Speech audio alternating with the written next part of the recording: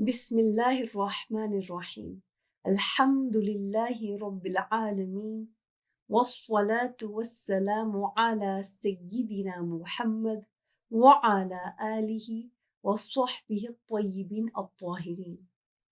السلام علیکم میری پیاری بہنوں، میں اللہ تعالی سے دعا کرتی ہوں کہ آپ جس جگہ میں ہیں خیریت سے ہوں گے۔ میں شروع کرتی ہوں اللہ تعالی کے نام سے اور اس کی حمد اور ثنا کے بعد اس کا شکر ادا کرتی ہوں کہ اس نے ہمیں دین اسلام کی نعمت سے نوازا۔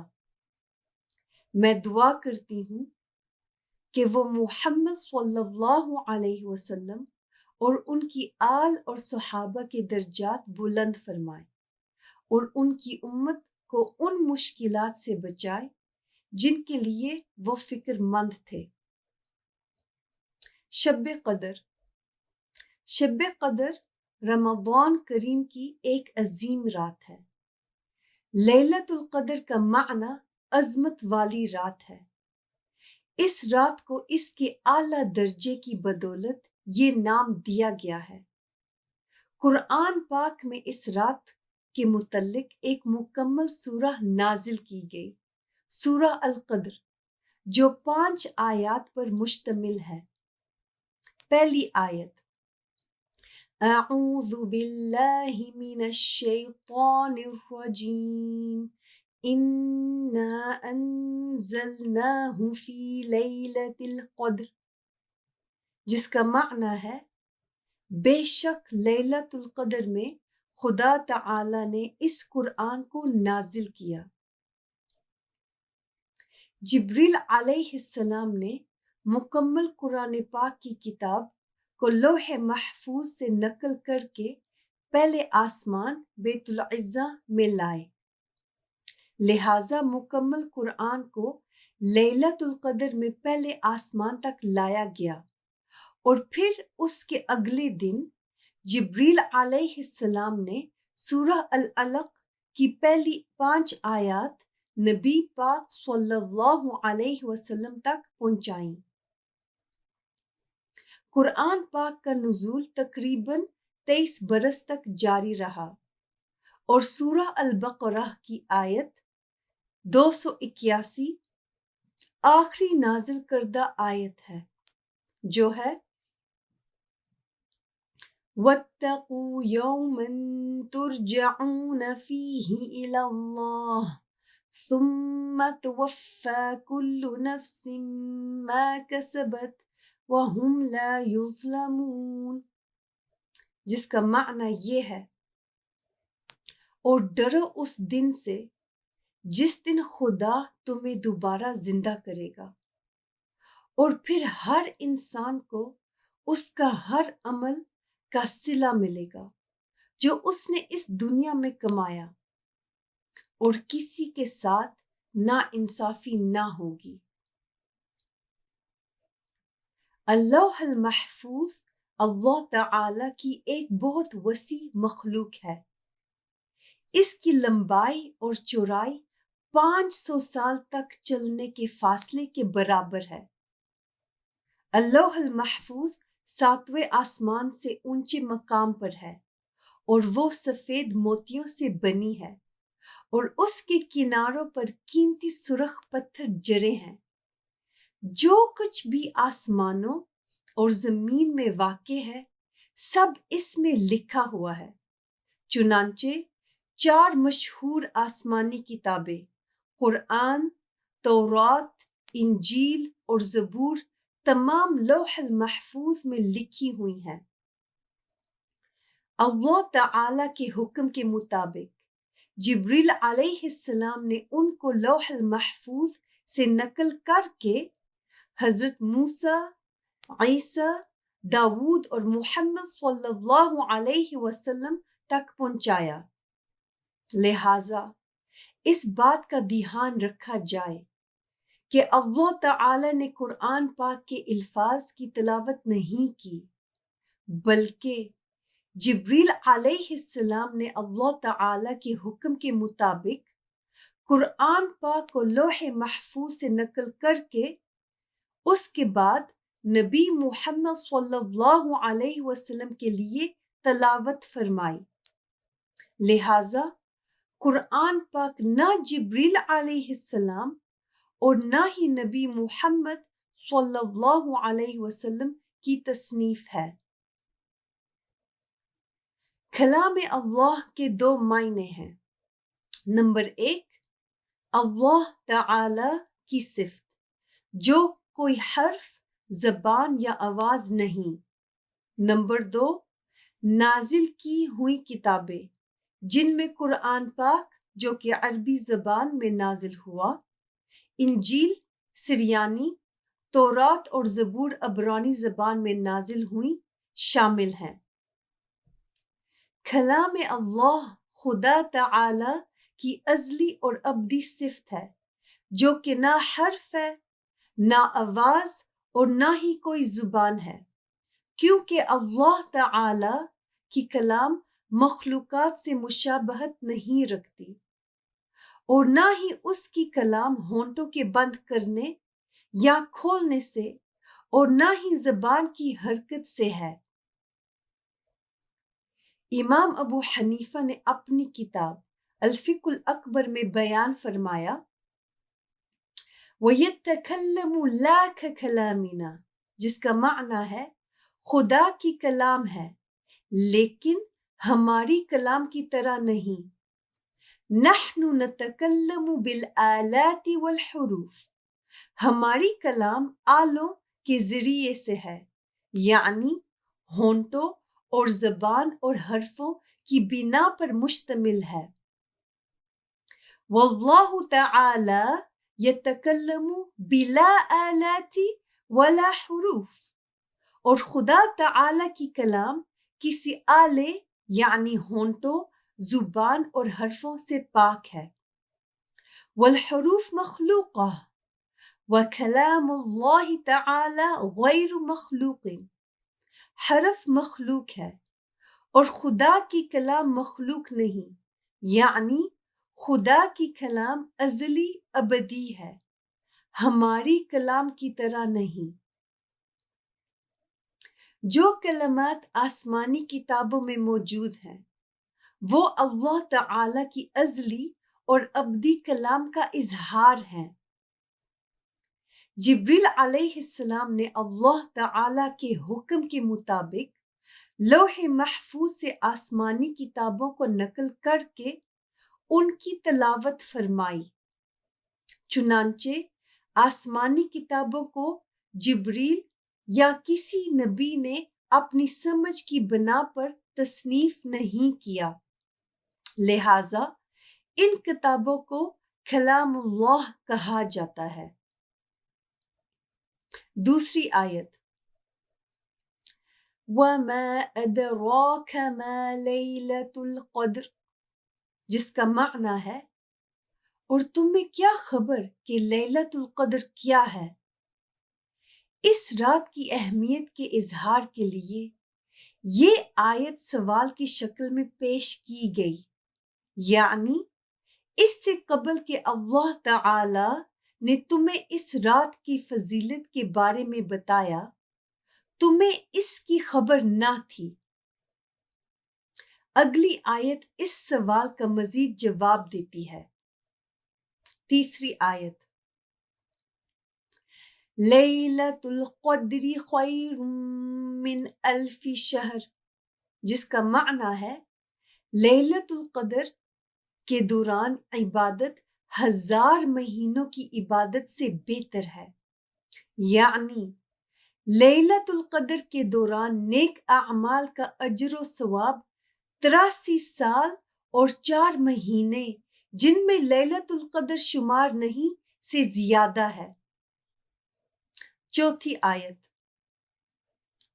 تنزل الملائکۃ والروح فیہا بإذن ربہم من کل امر، جس کا معنی ہے اس رات میں فرشتے اور روح الامین جبریل اپنے رب کی حکم سے ہر امر کے ساتھ اترتے ہیں۔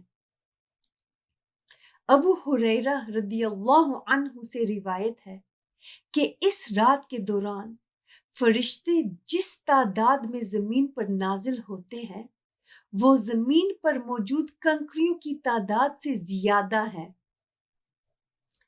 جبریل علیہ السلام جن کا رتبہ تمام فرشتوں سے اعلیٰ ہے، ان کو اس آیت میں الروح کا حوالہ دیا گیا ہے۔ اس رات میں جبریل دوسرے فرشتوں سمیت زمین پر اترتے ہیں۔ البخاری کی روایت ہے کہ جبریل علیہ السلام کے 600 پر ہیں اور ان کے ہر ایک پر کی لمبائی مشرق سے لے کر مغرب تک کے فاصلے سے زیادہ ہے۔ الحاکم سے روایت ہے کہ رسول اللہ صلی اللہ علیہ وسلم نے فرمایا کہ لیلۃ القدر کے دوران جبریل علیہ السلام فرشتوں کی ایک جماعت کے ساتھ زمین پر اترتے ہیں اور ہر اس مومن کے لیے دعا فرماتے ہیں جو کھڑے یا بیٹھا ہوا اللہ تعالی کی عبادت میں مشغول ہوتا ہے۔ لیلۃ القدر میں اللہ تعالی فرشتوں کو آنے والے سال کے دوران پیش آنے والے امور سے آگاہ فرماتا ہے، یعنی مخلوق کے حالات میں آنے والی تبدیلیاں جیسے کہ پیدائش، موت اور رزق کے بارے میں باخبر کرتا ہے۔ لہٰذا اس بات کا دھیان رکھا جائے کہ اللہ تعالی کو واقع ہونے والے ہر امر کا علم ازل سے ہے۔ چونکہ اللہ تعالی کی مشیت میں تبدیلی نہیں آتی، اس لیے اللہ تعالی سے اپنی مشیت کو بدلنے کی دعا مانگنا جائز نہیں۔ خدا کی مشیت خدا کی صفت ہے، لہٰذا اس میں کوئی تبدیلی نہیں آ سکتی، کیونکہ تبدیلی مخلوق اور حاجت مند ہونے کی علامت ہے۔ جو چیز تبدیل ہوتی ہے اس کے اندر کوئی نئی چیز پیدا ہوتی ہے، ورنہ اس سے ہم تبدیلی یعنی تبدیل ہونا کیوں کہیں؟ اور جو چیز تبدیل ہوتی ہے اس کو حاجت ہے تبدیل کرنے والے کی، یعنی اس کی جس نے اس میں یہ تبدیلی پیدا کی۔ خدا تعالی تبدیل کرنے والا ہے، تبدیل ہونے سے پاک ہے۔ ہم یہ دعا نہ مانگے یا رب تو خود کو تبدیل فرما، بلکہ ہم یہ دعا مانگے یا رب ہم میں تبدیلی پیدا فرما کہ ہم برائی سے اچھائی کی طرف آئیں اور اچھائی سے بہتری کی طرف جائیں۔ تاہم مشکلات سے نجات یا اپنی صورتحال میں بہتری کی دعا مانگی جا سکتی ہے۔ 5ویں آیت، سلام ہی حتی مطلع الفجر، جس کا معنی ہے طلوع فجر تک یہ سلامتی والی رات ہے۔ جیسے کہ زمین پر یہ رات ایک جگہ سے دوسری جگہ منتقل ہوتی ہے، تو فرشتے بھی اس کے ساتھ ساتھ ایک ملک سے دوسرے ملک منتقل ہوتے رہتے ہیں۔ لیلۃ القدر کب واقع ہوتی ہے؟ اللہ تعالی نے اس کے واقع ہونے کی صحیح وقت کو پوشیدہ یعنی چھپا کر رکھا ہے تاکہ انسان رمضان کی تمام راتوں میں عبادت اور بندگی کی کوشش کرے۔ بعض علماء کے مطابق اس رات کے واقع ہونے کا زیادہ امکان رمضان المبارک کے آخری 10 راتوں میں ہے، اور ان میں سے طاق اور سب سے زیادہ امکان 27ویں رات پر ہے۔ اس کے باوجود رسول اللہ صلی اللہ علیہ وسلم آخری 10 راتوں کے دوران اعتکاف یعنی مسجد میں قیام فرماتے تھے، یعنی اعتکاف کا اہتمام 27ویں رات کو نہیں فرماتے تھے بلکہ اس کو مہینے کے آخر تک جاری رکھتے تھے۔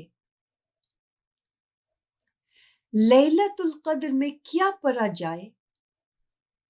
الترمذی نے حضرت عائشہ رضی اللہ عنہا سے روایت فرمائی کہ انہوں نے کہا، یا رسول اللہ، اگر میں لیلۃ القدر کو پاؤں تو کیا کہوں؟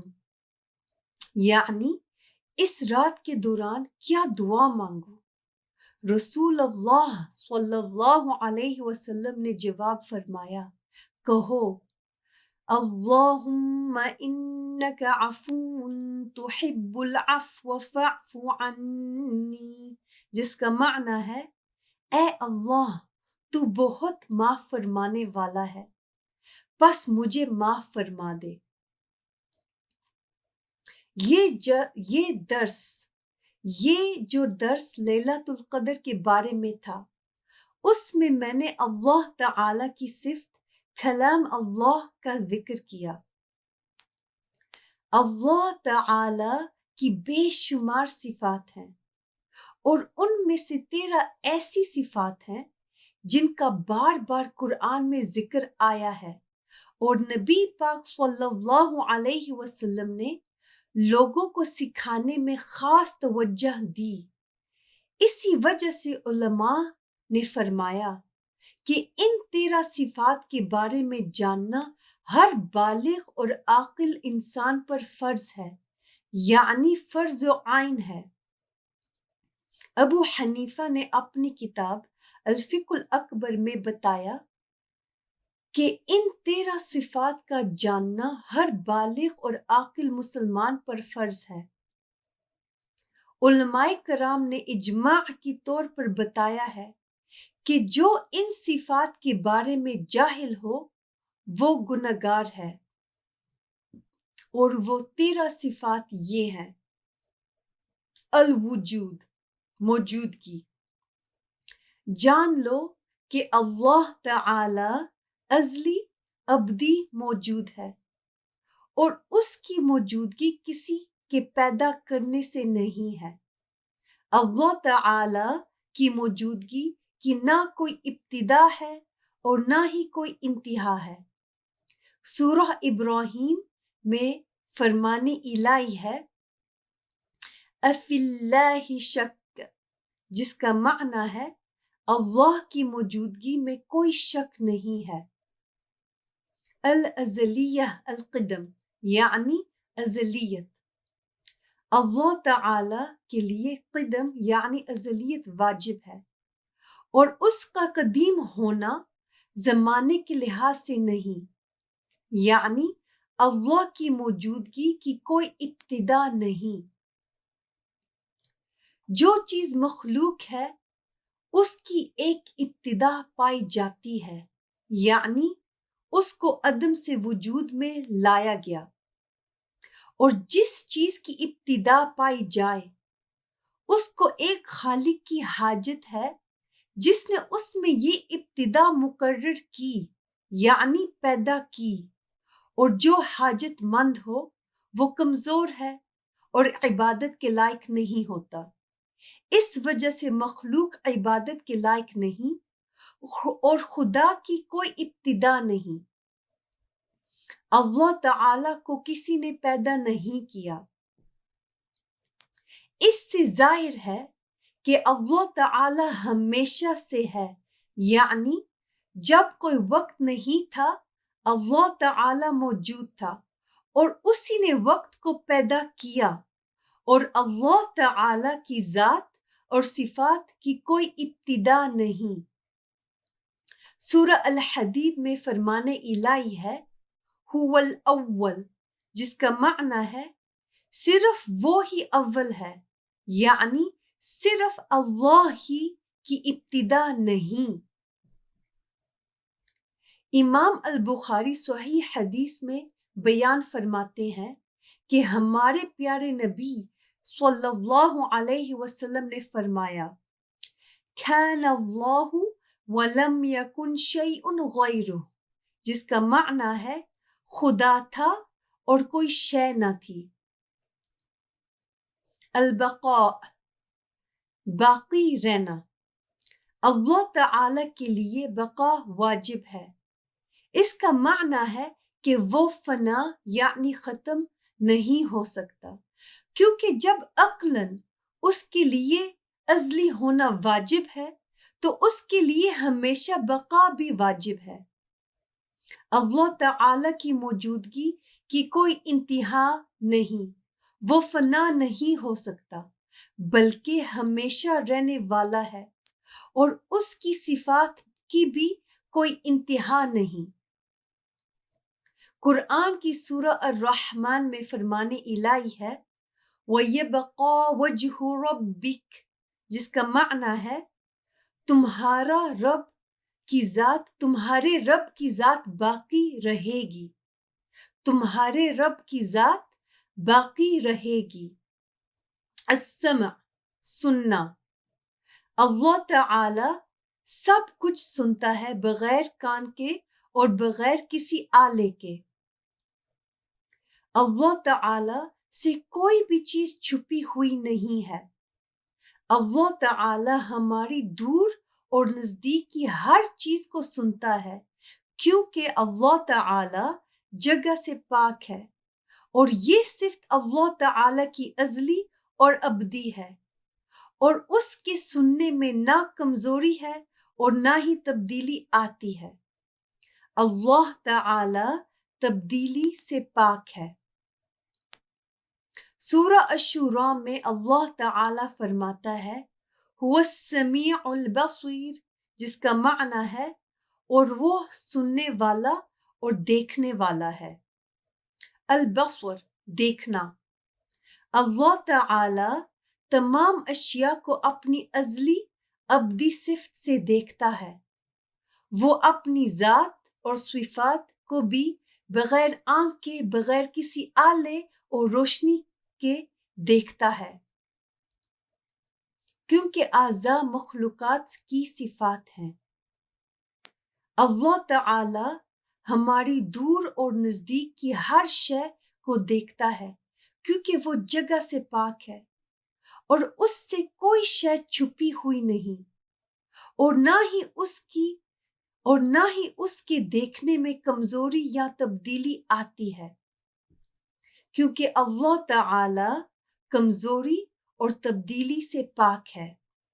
سورہ الشورى میں فرمان الہی ہے وَهُوَ السَّمِيعُ الْبَصِيرُ، جس کا معنی ہے اور وہ سننے والا اور دیکھنے والا ہے۔ الکلام، خدا کی کلام، خدا کی کلام ازلی اور ابدی صفت ہے، جو کہ نہ حرف ہے، نہ آواز ہے اور نہ کوئی زبان ہے، کیونکہ اللہ تعالی کی کلام مخلوقات سے مشابہت نہیں رکھتی، اور نہ ہی اس کی کلام ہونٹوں کے بند ہونے یا کھولنے سے ہے، اور نہ ہی زبان کی حرکت سے ہے، اور اسی کلام سے جو کہ آواز نہیں، وہ حکم دیتا ہے، وعدہ کرتا ہے اور وعید یعنی دھمکی دیتا ہے۔ سورہ النساء میں فرمانی الہی ہے وَكَلَّمَ اللَّهُ مُوسَىٰ تَكْلِيمًا، جس کا معنی ہے اور اللہ نے موسیٰ سے حقیقتاً کلام فرمایا۔ المشیئہ، ارادہ، ہر شے اللہ تعالی کی مشیت سے ہی قابل وجود ہے۔ یہ وہ ازلی صفت ہے جس سے اللہ مخلوق کو عدم سے وجود میں لاتا ہے اور ایک صفت کو دوسری صفت کی بانسبت عطا کرتا ہے، اور ایک وقت میں دوسرے وقت کی بانسبت مخصوص کرتا ہے۔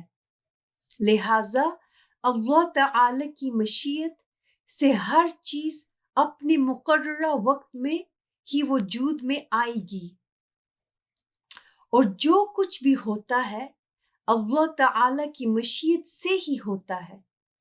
جو کچھ اچھا ہو یا برا، کفر ہو یا گناہ، خیر ہو یا شر، ہر کام اللہ تعالی کی مشیت سے ہی ہوتا ہے۔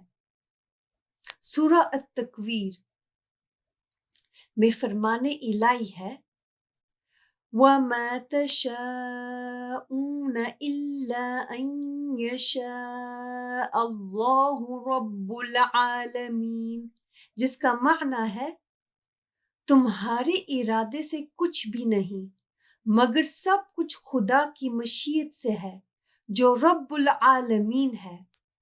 القدرہ، قدرت، اللہ تعالی ہر شے پر قادر ہے، اور شے سے مراد یہاں پر الجائز العقلی ہے، یعنی جو عقلی طور پر ممکن ہو۔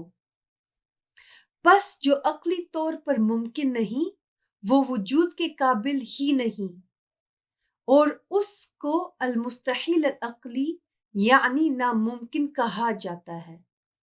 لہٰذا یہ سوال کرنا کہ کیا اللہ تعالی ایک اور خدا کو پیدا کر سکتا ہے، اس کا ہاں یا نہ میں جواب دینا دونوں صورتوں میں کفر ہے۔ ہاں میں جواب دینے سے یہ ظاہر ہوتا ہے کہ خدا کا کوئی شریک ہے، اور یہ مستحیل العقلی ناممکن ہے، کیونکہ اللہ تعالی واحد ہے، اس کا کوئی شریک نہیں۔ اور نہ میں جواب بھی المستحیل العقلی ہے، کیونکہ اس میں عاجزی کی صورت آ جاتی ہے۔ قرآن میں سورہ البقرہ میں فرمان الہی ہے ان اللہ علی کل شیء قدیر، جس کا معنی ہے بے شک اللہ ہر شے پر قادر ہے۔ العلم، علم، اللہ تعالی کو ہر شے کا علم ہے اور کوئی بھی چیز اس سے چھپی ہوئی نہیں۔ وہ اپنی ذات اور صفات اور جو کچھ بھی مخلوق میں ہوتا ہے، جو کچھ مخلوقات میں ہوتا ہے، سب کا علم رکھتا ہے۔ اللہ تعالی تمام چیزوں کو ان کے ہونے سے قبل جانتا ہے۔ اللہ تعالی کے علم کے نہ کوئی ابتدا ہے اور نہ ہی کوئی انتہا ہے۔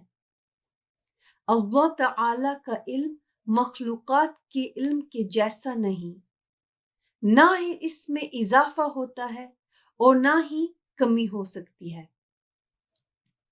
قرآن سورہ الطلاق میں فرمانی الہی ہے وَأَنَّ اللَّهَ قَدْ أَحَاطَ بِكُلِّ شَيْءٍ عِلْمًا، جس کا معنی ہے بے شک اللہ ہر چیز کا علم رکھتا ہے۔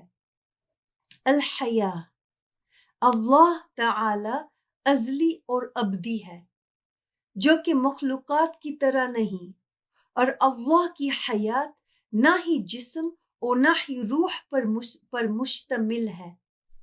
اللہ تعالی کے لیے حیات واجب ہے، اس کی حیات مخلوقات کی حیات کی طرح نہیں۔ نہ خدا پیدا ہوا، نہ ہی وہ جوان ہوا، نہ ہی بوڑھا ہوا، اور نہ ہی وہ وفات پائے گا، کیونکہ خدا ہمیشہ ہمیشہ سے ہے اور ہمیشہ رہے گا، وقت سے پاک۔ خدا زندہ ہے اور اسے موت نہیں آتی۔ سورۃ البقرہ میں فرمان الہی ہے اللہ لا الہ الا هو الحی القیوم، جس کا معنی ہے اللہ جس کے سوائے کو معبود برحق نہیں ہے وہ حیات ہے، یعنی کہ زندہ ہے، اور اپنی ذات کے لحاظ سے قائم ہے، یعنی ہمیشہ کے لیے ہے۔ الوحدانیہ، وحدانیت، اللہ تعالی واحد ہے، یعنی اس کا کوئی شریک نہیں۔ وحدانیت یعنی واحد سے مراد گنتی عدد جیسا نہیں، کیونکہ کسی عدد کو کم یا زیادہ کیا جا سکتا ہے۔ تو جب ہم کہتے ہیں کہ اللہ واحد ہے تو اس کا مطلب یہ ہے کہ اس کا کوئی شریک نہیں، کیونکہ گنتی ایک مخلوق کی صفت ہے، لہذا خدا کی ذات کی طرح کسی کی ذات نہیں، اور نہ ہی اس کی صفات کی طرح کسی کی صفات ہیں، اور نہ ہی اس کے افعال کی طرح کسی اور کے افعال ہیں۔ امام ابو حنیفہ نے اپنی کتاب الفقہ الاکبر میں فرمایا ہے، واللہ واحد لا من طریق العدد ولكن من طریق انہ لا شریک لہ، جس کا معنی ہے اللہ تعالی واحد ہے، اس کا شمار گنتی میں نہیں، واحد کا مطلب کہ اس کا کوئی شریک نہیں۔ القیام بالنفس، اپنی ذات کے لحاظ سے قائم ہونا۔ اللہ تعالی اپنی ذات کے لحاظ سے قائم ہے اور اس کو کسی کی ضرورت نہیں، یعنی وہ کسی کا محتاج نہیں، بلکہ ہر کوئی اس کا محتاج ہے۔ سورہ آل عمران میں فرمان الہی ہے، فَإِنَّ اللَّهَ غَنِيٌّ عَنِ الْعَالَمِينَ، جس کا معنی ہے بے شک اللہ تعالی مخلوق سے غنی ہے، یعنی اس کا محتاج نہیں۔ المخالفۃ للحوادث، مخلوقات کی طرح نہ ہونا۔ اللہ تعالی ہر مخلوقاتی صفت سے پاک ہے، جیسے کہ جسم، لمبائی، چوڑائی، گہرائی، رنگ اور جذبات، یعنی غصہ، خوشی، غم وغیرہ، اٹھنا، بیٹھنا، چلنا، پھرنا، ان سب سے پاک ہے، اور اگر ان میں سے کوئی صفت اللہ تعالی میں ہوتی تو اسے کسی پیدا کرنے والے کی ضرورت ہوتی۔ اللہ تعالی ان تمام صفات سے پاک ہے۔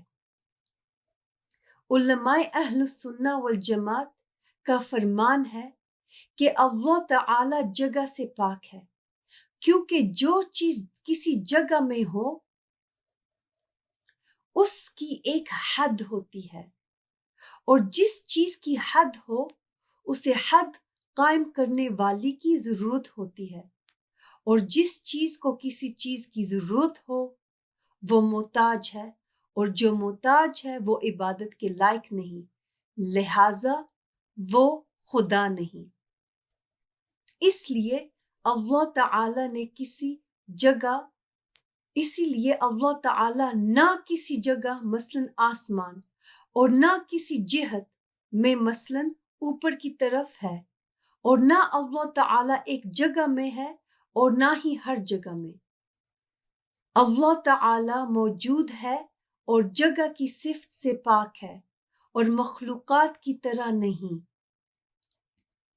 قرآن کی سورہ الشورى میں فرمان الہی ہے، لیس کمثلہ شیء، جس کا معنی ہے اللہ تعالی کی طرح کوئی شے نہیں۔ آئے ہم سب جنت حاصل کرنے کی جد و جہد کریں، جو کہ اس دنیا کی ہر چیز سے بہتر ہے، جیسے کہ امام البخاری اور امام احمد نے رسول اللہ صلی اللہ علیہ وسلم کی حدیث نقل فرمائی، ان فی الجنہ ما لا عین رأت ولا اذن سمعت ولا خطر علی قلب بشر، جس کا معنی یہ ہے، یقیناً جنت کی مثال کسی آنکھ نے نہ دیکھی، کسی کان نے نہ سنی، اور نہ ہی کسی دل نے اس کا تصور کیا۔ اللہ سے دعا ہے کہ ہم سب کا خاتمہ اسلام پر ہو، اور اللہ ہمیں جنت الفردوس میں اعلیٰ جگہ عطا فرمائے، آمین۔ آپ مجھے اور میرے اہل خانہ کو اپنی دعاؤں میں بھی یاد رکھیں۔ بارک اللہ فیکم۔ لا الہ الا اللہ، اللهم صل على سيدنا محمد وعلى آله وصحبه وسلم.